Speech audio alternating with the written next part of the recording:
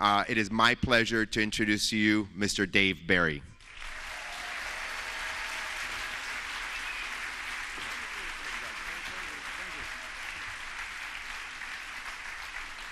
Thank you. Thank you. And thank you all for coming out. And thanks to the Miami Book Fair, which is the best book fair in the United States. And yeah. I have an announcement to make. There will be no concert by the Rock Bottom Remainders this year. The people booing never heard the Rock Bottom Remainders before. No, we have played here more than any place else, and which is not really a tribute to this city.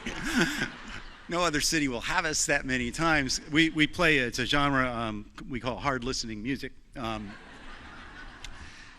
But it's the logistics. It's difficult to get everybody, where people come from all over the country that are in this band, which is why we sound the way we do. We never, other bands, I've been told, practice the songs ahead of time. And we don't. We go and play the songs, and then we go, we should have practiced that song, which is not the same thing. But what we do, the reason we're still together after this is 26 years, anyways, the reason we're still together is that we love each other's company. We particularly, after we play, we always go out. We go to usually a hotel room or a bar, and we consume adult beverages and talk. And that is usually my favorite part of being in the Remainders. Although one time it produced a scary moment for me. This was in New York City, and we had played a gig, and it's a musician term. We played a gig. We had chords in it. Too many chords. And afterward, we went to the hotel bar, and I may have had a few too many vodka gimlets. And I was sitting between Roy Blunt Jr. and Scott Turow, two of my favorite people in the band, and I was always kind of like torn between the two guys. But Scott was telling this really long story about his spleen. Detailed, so to the people, kind of listening, and I was tuning in and tuning out, and I was also talking to Roy and other people, and I kept forgetting whether he had a spleen or not, which was critical to the story. And so I asked him, can you just remind me, do you have a spleen? And he goes, no, I don't have a spleen. That's the point of the story. Okay. And then, and then I asked him again, and he was, no, I don't have a spleen. That's the point of the story. Are you listening? No. And then I asked him a third time, and he took a Sharpie and pulled up my sleeve and wrote "no spleen" in big letters on my forearm. But wait. So we all finally finished, go to bed. And we had an early train the next morning to Boston from New York. And I get up, and I'm really not in a great state. And I stagger toward the bathroom, and I catch sight of myself in the mirror. I see there's something written on my arm, which I have no memory of, and I look down, and it says, "no spleen." And you know that urban legend where the businessman wakes up in a hotel bathtub packed in ice and his kidney has been harvested? I'm not kidding, this moment of utter terror, followed by confusion because I didn't know where to look. I don't know where my spleen is. And also then it occurred to me, it's not really that vital an organ, the spleen. I mean, I think it's a handy organ, but it's not a vital organ, which is the point. Nobody would harvest spleens. You'd have to be in the spleen harvesting community. There's probably an expression, he's so dumb he'd harvest a spleen, So anyway, I have a lot more memories of that kind of thing with the Remainders than actual musical ones. But anyway, we're not here this year. Maybe we'll be here next year. I hope. It's kind of hard to get everybody together. So I'm really here to talk about a book I wrote about Florida called Best State Ever, and I am going to talk about that book. But I do feel, because of recent events,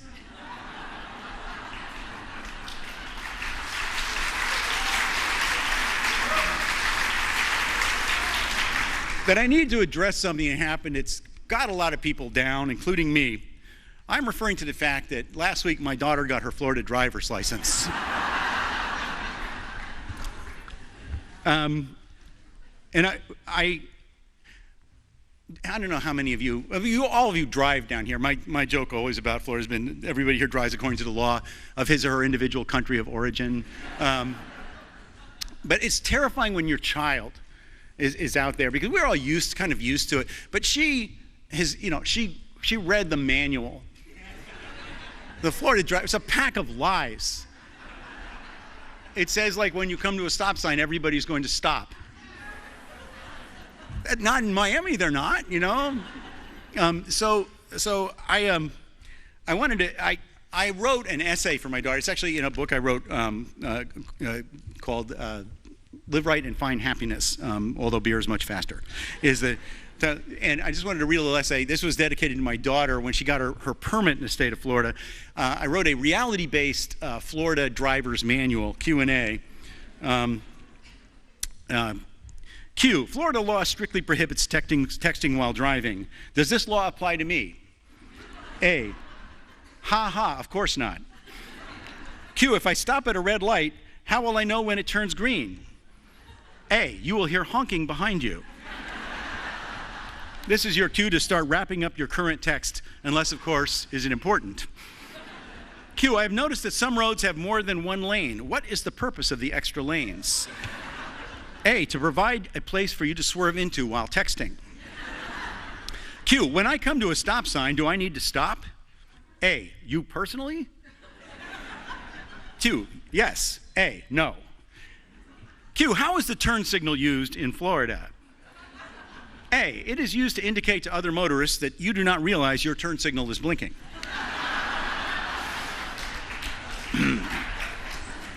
Q, could it also be used to signal your intention to change lanes or turn? A, interesting. Nobody has ever tried that. Q, what is the best kind of food to eat while driving? A, any food such as a sandwich, turkey leg, oyster, or ding dong that can be eaten one-handed so you still have a hand free for texting. Q, what if an emergency situation arises that might require me to operate the steering wheel? A, use your forehead to honk the horn until the emergency has passed. Q, my car's engine seems to have stopped and I hear a burbling noise. What could be causing this? A, are you a senior citizen? Q, yes. A, you have driven into a swimming pool.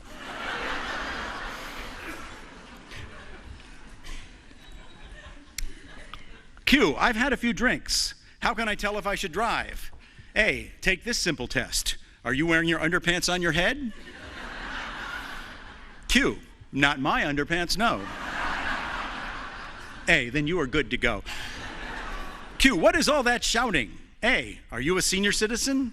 Q, yes. A, you have struck a pedestrian. And I can make senior citizen jokes because I am one now.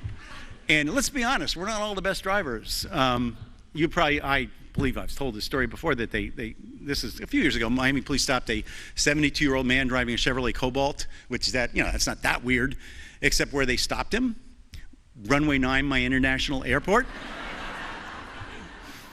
That really did happen. Apparently he burst through a perimeter gate without realizing it and was on the tarmac when they finally caught him, which to me shows a lack of awareness.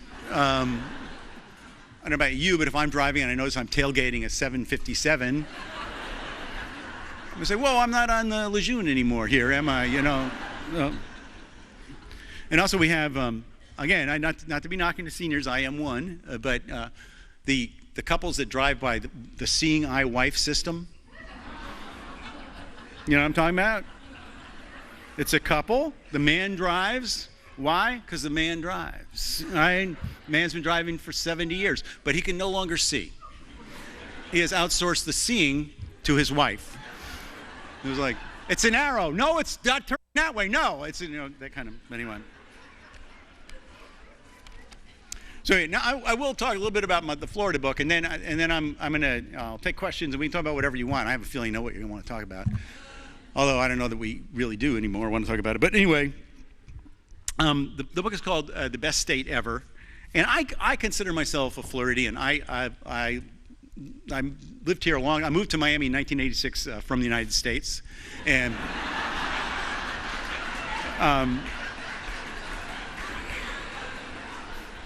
no, I've lived here a long time, and I feel immersed in the community. My wife, Michelle, is Cuban Jewish. She's Juban. Yeah, they didn't come on rafts. They parted the Caribbean.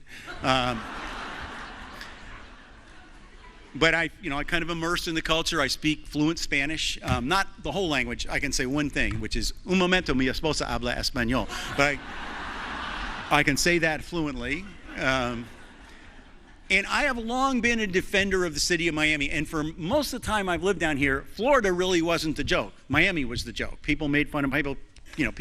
Back from the Miami Vice days, people thought of Miami as dangerous, cocaine cowboys, crazy place, the violent place. I actually had bumper stickers made up once that said, "Come back to Miami. We weren't shooting at you." But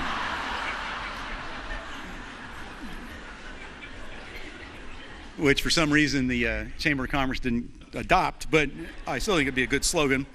But it was Miami when I first got here that people, wow, how could you live there? Not so much Florida, Miami.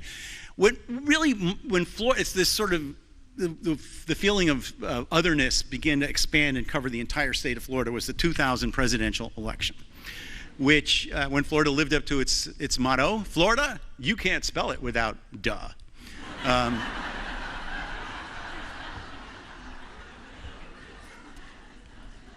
And those of you who were here then remember it was not a good time to be a Floridian. The other states were able to figure out who they'd voted for pretty quickly, but this completely baffled Florida. Nobody, that night I was up all night. Many of us were. First they called the state for Gore, then they called the state for Bush. Then he said, no, it's Gore again.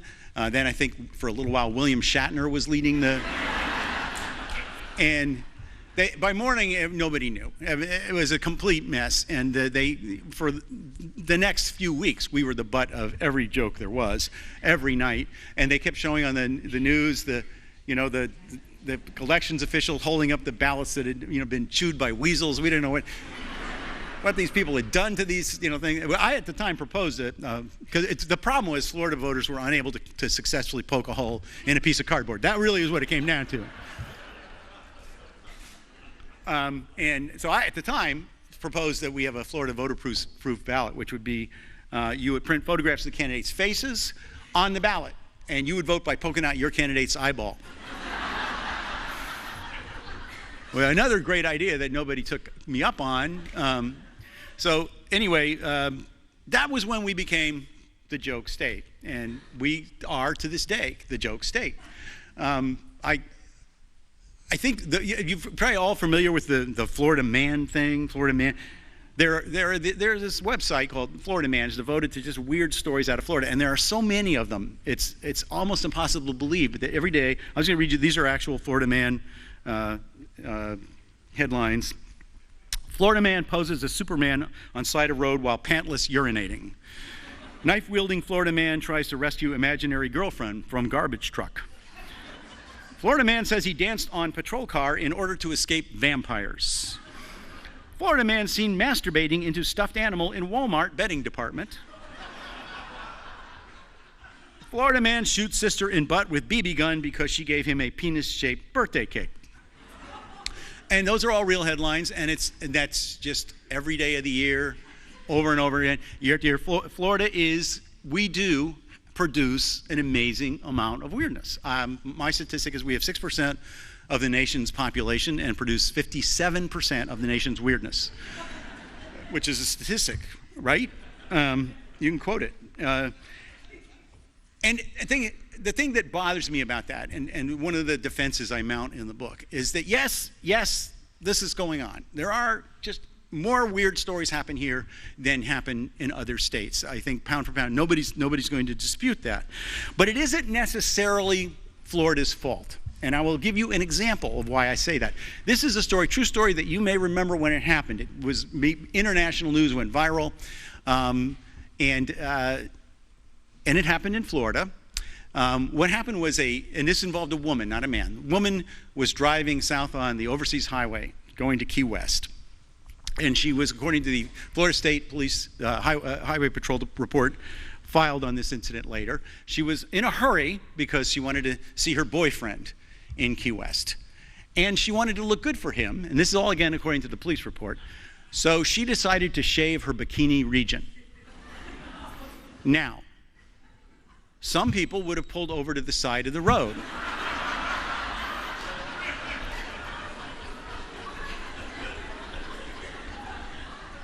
But as I say, she was in a hurry, so she decided to keep driving, operating the accelerator, but let the steering be done by her passenger, who was, and this is one of the things that makes this a Florida story, her ex-husband.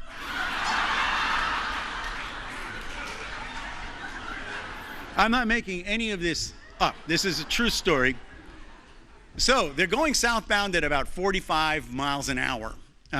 She's operating accelerator, but not looking at the road because she's shaving her bikini region. He's steering, the passenger, ex-husband. What could possibly go wrong? In a 1 in a million fluke, the car in front of them elected to slow down to make a turn. And they slammed into it at 45 miles an hour. And that was the accident that became international viral news. When that was great, everybody was like, do you believe the woman who was shaving herself? Here's the thing. That woman was from Indiana.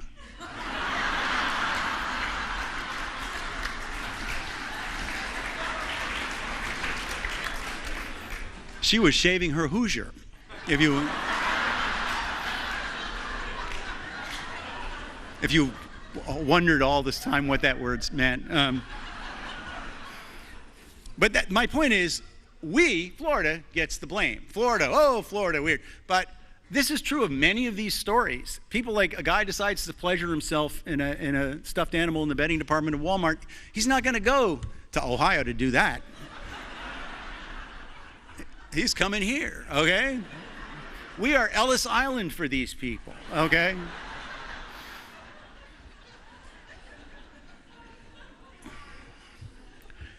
So there's that. That's part of my defense, is that like many of the people doing these things are not really from here. No, very few people are really from here, let's be honest.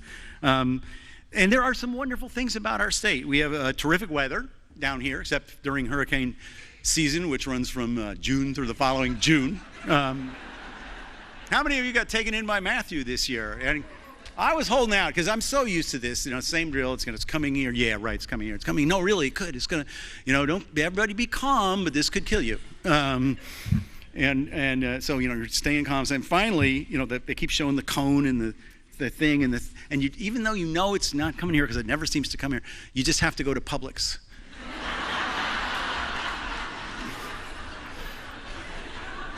This is a true story. My wife and I both went separately to Publix. We both just couldn't stand it anymore, And all the other, people in Publix buying things they don't need. My wife came home with 9-volt batteries, and I said, "We don't have anything that uses 9-volt." And she goes, "Well, that's all they had,"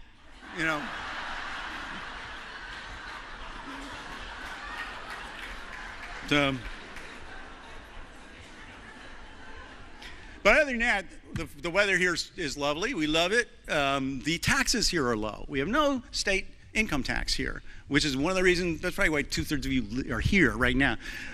No state income tax. And okay, what kind of government do we get for that?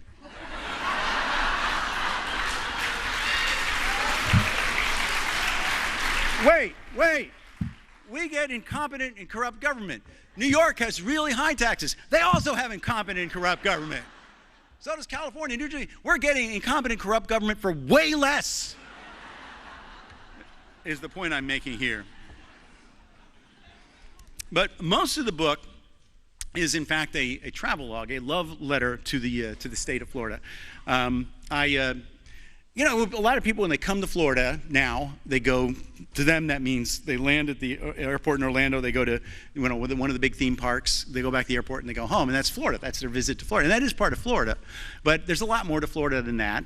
And I wanted to write about it, a kind of a charmingly weird kind of Florida, an older Florida. So I asked a bunch of people I know, many in journalism, tell me some places to go to. One of them was Tim Dorsey, who's here at this very book fair, kind of a student of the state. And I made a list of places that are very Florida, some old, some new, just different and unlikely to exist in another state. And I went to those places and wrote about it.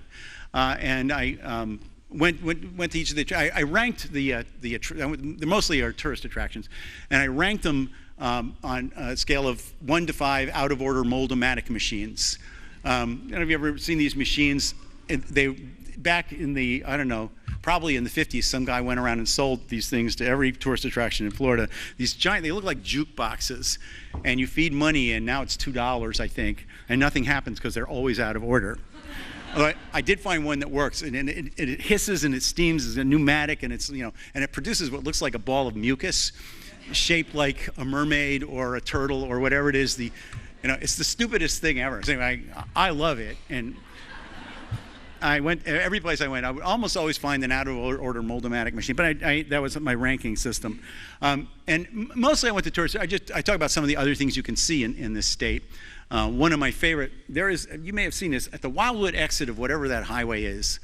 I can't even remember, maybe the Turnpike. There's a giant billboard. It's one of these souvenir stores.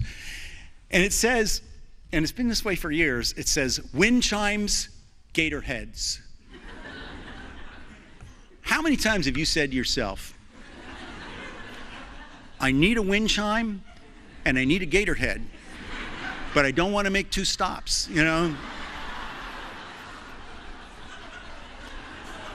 That's what that billboard is there for, But I went to, I was running out some of the place. I went to the Skunk Ape Research Headquarters. Anybody ever been there? No. It's Route 41. If you ever drive to Naples on Route 41, you've driven past it a million times. On the side of the road is the Skunk Ape Research Headquarters, which is it sounds like a laboratory. It looks more like a tiki bar frequented by motorcycle gangs, but the skunk ape is this alleged creature kind of like Bigfoot that lives out in the Everglades. And nobody has seen ever, except for the guy who runs the Skunk Ape Research Headquarters. No, actually, some people claim to have seen it. We don't know how drunk they were when they did, but so I went out there and I never did see the skunk ape. I did purchase a really nice Skunk Ape Research Headquarters T-shirt for my wife, which she appreciated. I went to Weeki Wachee. Anybody here ever been to Weeki Wachee? Okay, now we're talking. Weeki Wachee is a real old school Florida tourist attraction. Started in 1947 by a guy named Newton Perry. Newt Perry, who was a famous underwater swimmer back in the day. He was actually coached the guy who swam in The Creature of the Dark Black Lagoon. I don't think he was actually in the rubber suit, but which is a movie about people who are attacked by a guy in a rubber suit. But Newton Perry could hold his breath forever. He could hold his breath for 8 minutes underwater, and he could perform stunts underwater, like he could eat an apple underwater, which makes sense because after a few minutes down there, you get hungry.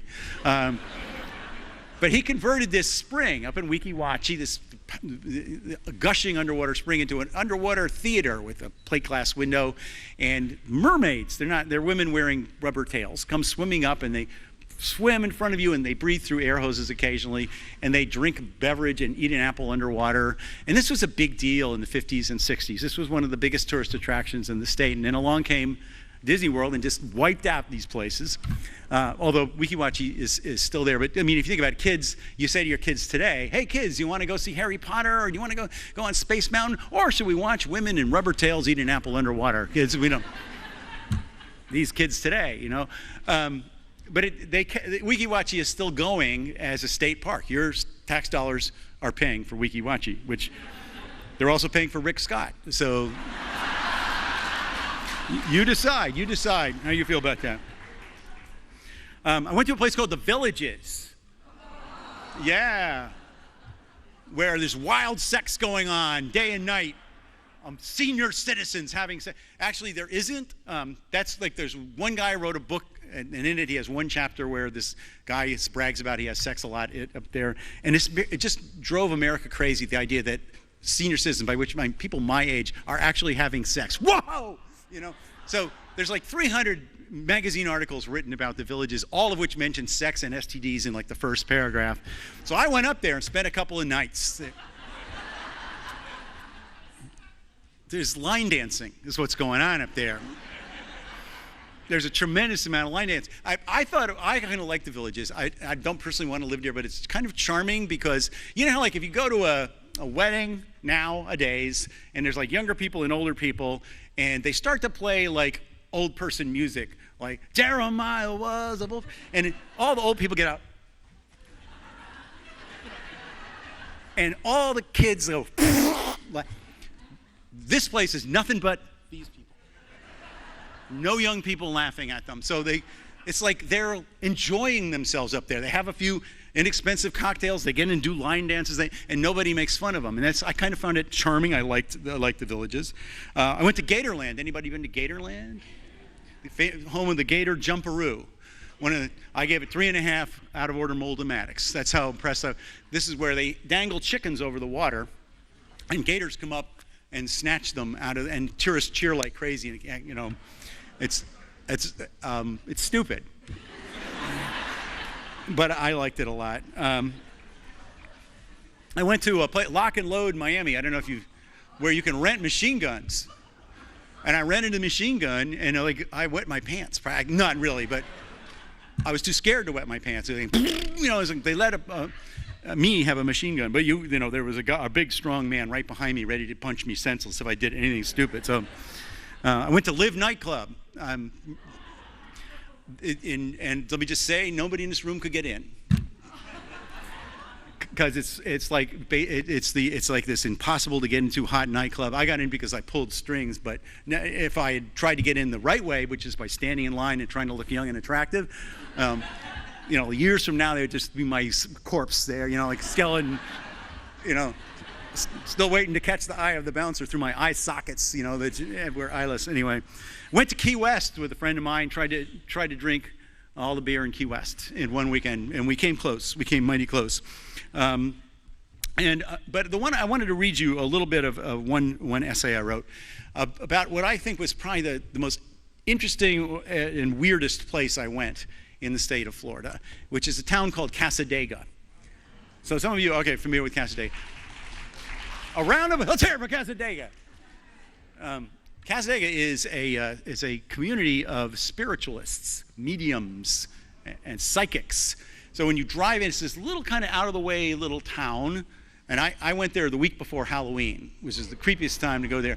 And you drive back into this little road, and every house has a sign outside, psychic, mediums. It's like if you needed, if your water heater blew up at 2 o'clock in the morning, you get no help.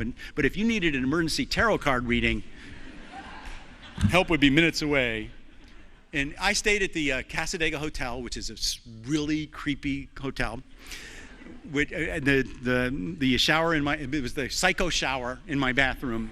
I was afraid to go to the bathroom in my own hotel, and anyway, I wanted to get a tarot card. I mean, not a tarot, reading from a psychic. So I went, and the way you do it, there's a spiritual center there, and they have a whiteboard where the psychics and mediums have written their names and phone numbers, and there's a phone right there that you can use to call, and there's also a cash machine right there because a lot of psychics don't take credit cards, turns out.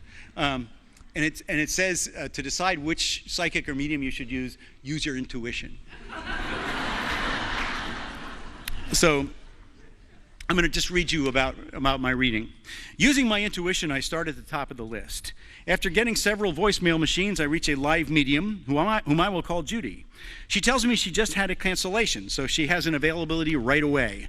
She says the session will last 30 to 45 minutes and will cost $60 in cash. Following Judy's directions, I walk a few blocks to a small house on a side street. Judy, a woman in, I'm guessing, her 30s, ushers me through a kitchen into a darkened living room where candles are burning and New Age music is playing softly. She has me sit on a sofa. She sits on a chair in front of me with a small table between us. Judy tells me a little about the history of Cassadaga and explains that she is a trained medium affiliated with the spiritualist camp. She says she doesn't use tools such as tarot cards. In Casadega, the mediums who claim they can communicate with the dead tend to look down on the psychics who use cards, crystals, and other items, and who claim they have the ability to see into the future along with other powers. Judy produces a sheet of paper and says she will be writing down things as she goes. So I'll have a record of our session. She writes my name in large letters on the paper and begins talking. As she speaks, she often looks past me as if she's seeing a spirit I can't see. Sometimes she talks to the spirit. "Thank you," she'll say. Judy says she's seeing canisters and asks if that has any significance to me. I try to think of canisters that have been significant in my life.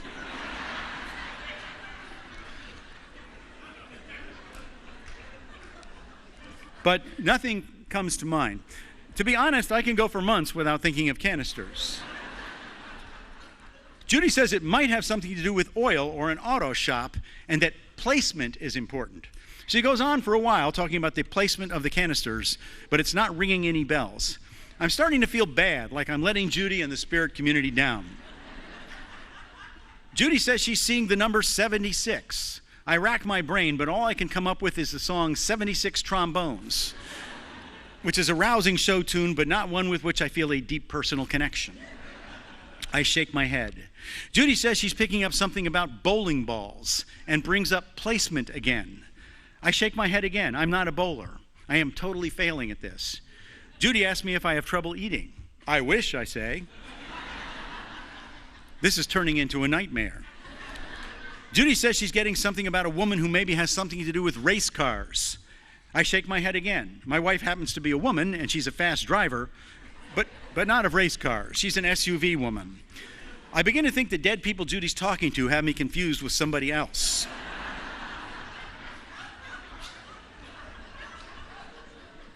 Then Judy says she's getting something about turkey. The bird or the country, I ask. The bird, she says. I like turkey, I say. Judy seems pleased. Finally, we're getting somewhere.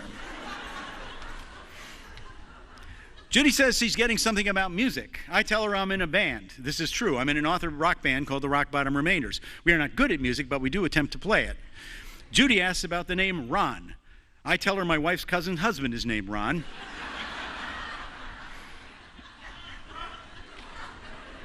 We are on a roll now, spiritually. Then Judy brings up my parents. Have they transitioned, she says. Have they what? I say. Died, she says. I tell her they have in fact transitioned. She asks me if I would like to try to contact them via a spirit box, which she says is a device that enables the dead to communicate with us. I say sure. She goes to a closet and brings back a small electronic device, which she connects to a tiny speaker. She explains that the spirit box picks up radio transmissions, and the spirits piggyback on these transmissions to say things to us. She tells me she's going to record me asking some validating questions to prove that it's my parents I'm connecting with. Speaking into the spirit box, I ask a few questions like where my parents were born and what street I grew up on.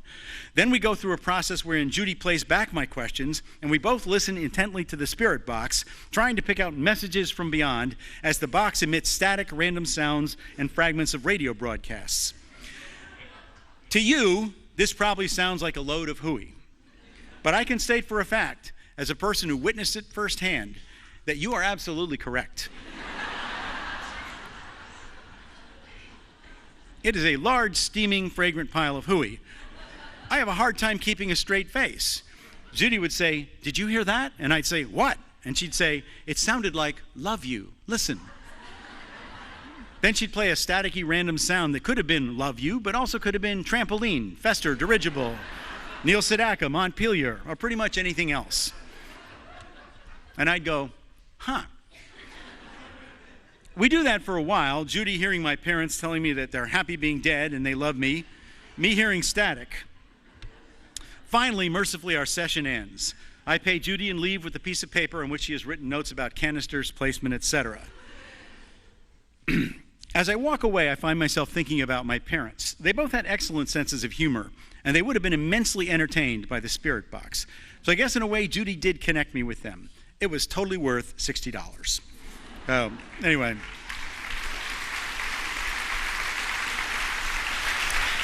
Thank you. So, it's a little bit about my book. I will now entertain your questions, and it can be about anything. It really doesn't. I have a feeling I know that some of the topics that might come up, or if you have a problem at home you'd like to share with the group, we're here for you. When you first moved here from the United States, did you have any major experience of culture shock? Yeah, I mean, for me, the biggest shock really was the driving when I got here. I mean, I already knew about, that there would be a lot of people speaking Spanish. That didn't bother me. I didn't mind. But I was not prepared for the idea that a person who missed an exit on an interstate would back up.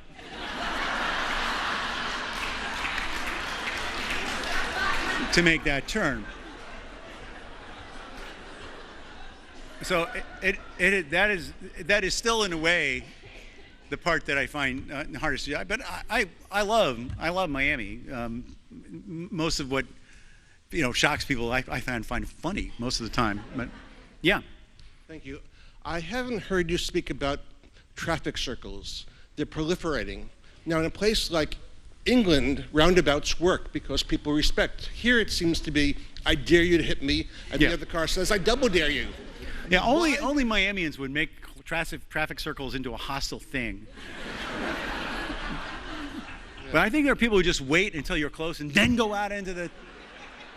Well, the people that I don't get are the people that go into the traffic circle and then stop. I understand if you stop before, you're confused. You don't know what it is. There's a lot of things that are confusing to people. Like down here, people, I've seen this so many times, they're in a lane that's got a giant arrow pointing left, and above it, it says left turn only, and then the light goes on with a green arrow pointing left, and they think, what the hell do we do about this situation? Let's wait for a few more cycles while we think, that I'm used to. But why would you stop in the traffic? Once you've already gotten into the traffic circle, anyway. I agree with you is what I'm saying. Thank you. But they go the wrong way in England, admit it. Okay, they're going that way in England, which would work here, I think. I'm going to try that. Just going to go into the circle and just turn left instead of right. Let's see what happens. You work for the Miami Herald, and I love... Thank you for pointing that out, but yes. You're welcome. And when you go on to their online site, you click on news, there's a menu that says, like state, international, local, and then weird. Sorry, CNN, Was that your idea? No. But it makes sense. You have to admit. It makes a ton of sense. Would you care to expound upon the subject of low-flow toilets? Low-flow toilets, God.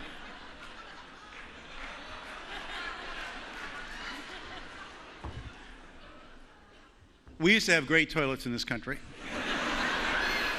We had powerful toilets. We had toilets that were the envy of the world. We had toilets that could suck down a mature sheep. And then some idiot in Congress, we're going to save water with these toilets that don't work. They flush them like 8 times to get a ping pong ball to go down. And if you're seeing a ping pong ball in your toilet, you probably should see your doctor also. I'm opposed to them. I favor the death penalty for whoever is responsible for them. The only thing I feel really strongly about is that, and I was running for president on this, I apparently didn't win. That's what I'm hearing, I think that we need for the medical profession to find a way to get to the prostate gland other than the way they're getting to it now.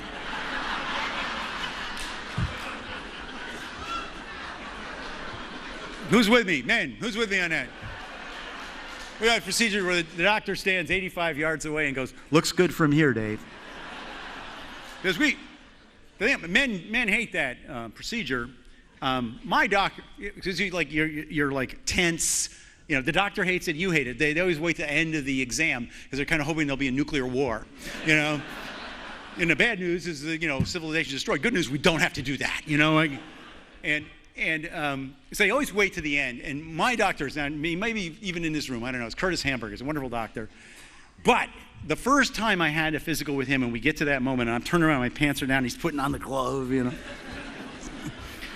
And I'm all tense. And here's what he said to relax me at that moment. He said, you know, Dave, when you should feel really nervous is when you feel both my hands on your shoulders. All right.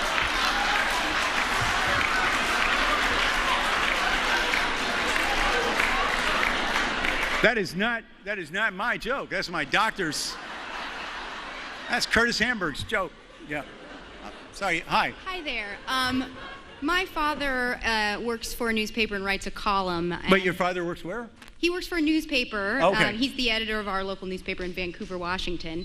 But I wanted to ask what you thought of the column as like a form of writing and where that's going in the next generation. Your dad's a columnist? Yes. It's a great thing. No, I fear it's, not to bring everything down, but the way journalism's going, there's just less and less space. It's harder and harder to get a column into a paper anymore. There's a lot of great writing on the internet and stuff, but it's harder and harder to make it a living on as a newspaper columnist. There's just fewer and fewer of them. But I'm sure your dad will be fine.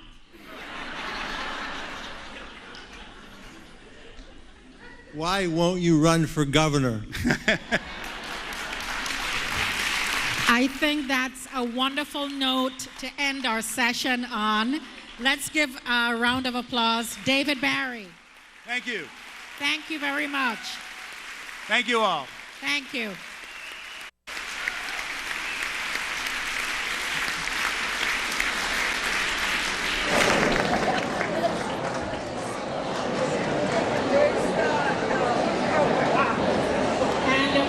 Autographing area on this floor on the other side of the elevators. You can purchase Dave Barry's book and get it autographed. Thank you.